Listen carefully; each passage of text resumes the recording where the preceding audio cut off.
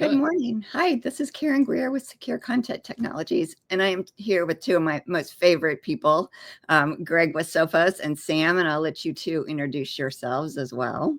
Thanks, Karen. This is Sam Hurd with Data Integrity Services down here in hurricane-proofed sunny Florida.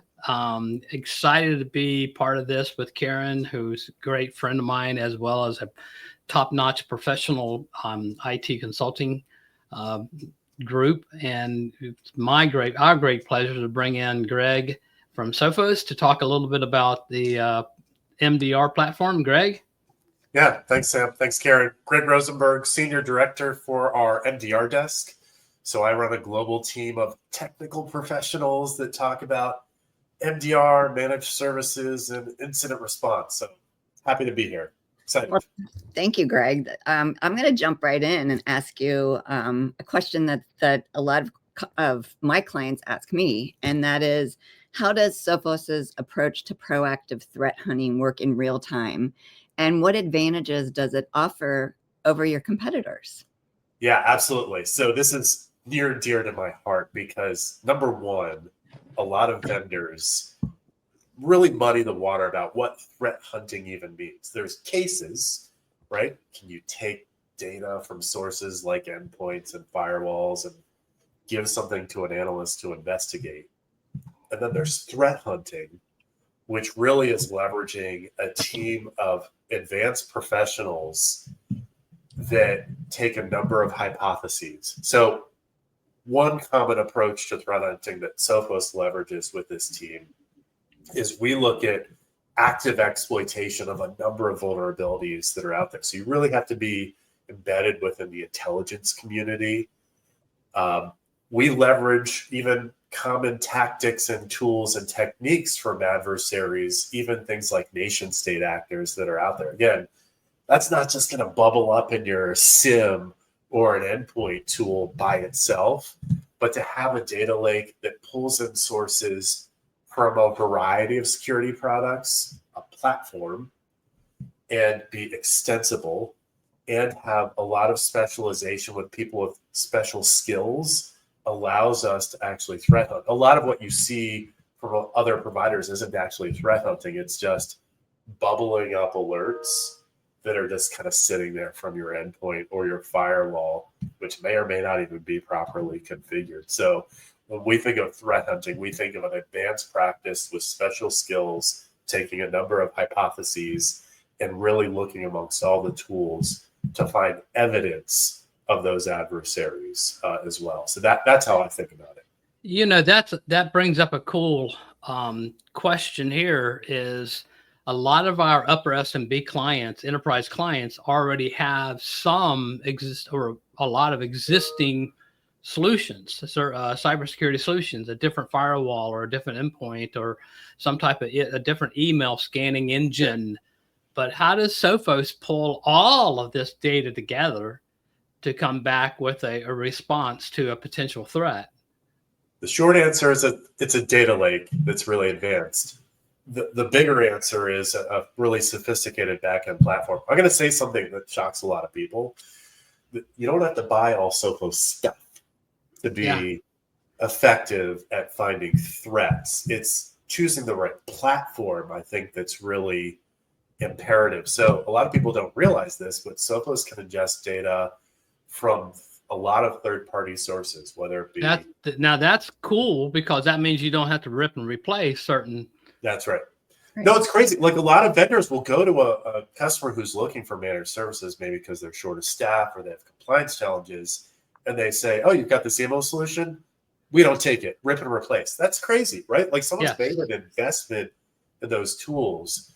It's hard to actually do it effectively, though, to have a data lake that normalizes the data so we can kind of think of things in terms of common severity, that actually maps all these detections against some common framework like MITRE, and then to pull them together based on things like, hey, did your Palo Alto firewall or your Fortinet firewall actually action this or send an alert?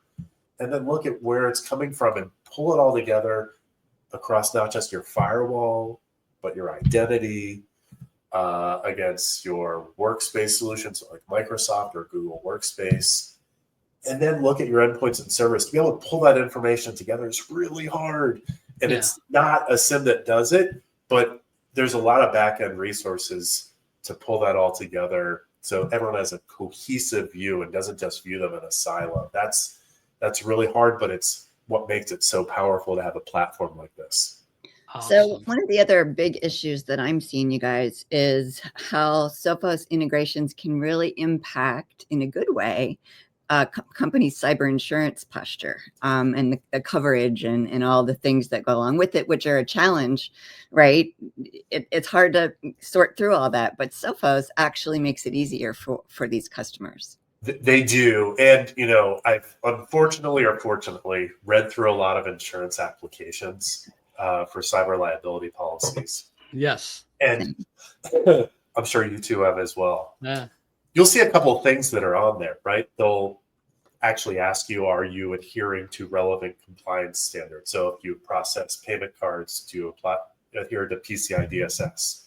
Requirement 11 actually says, excuse me, you need to ingest logs from all these different sources in your cardholder environment, from firewalls and identity solutions. And not only do you need to ingest them, you need to monitor them on a daily basis. So if you're not doing that today, then, excuse me, you're out of luck. You're not technically in compliance. The policy's not defensive. Even outside of that, they ask you those questions with a lot of the carriers that you're trying to place a policy with. And a lot of times they kind of chuck it over the wall to the IT person to say, are you monitoring these things? And in their minds, they think, I've got dashboards that I have email alerts coming from. That's not actually meeting the intent of the request. And again, you need to make sure that your policy is defensible. But not only defensible, but more importantly, that it's robust from a security perspective as well. And I think no one wants to make a claim on insurance, but if they do get to that point, they want to be in a position where not only does it pay out on a claim, but you can recover as quickly as possible.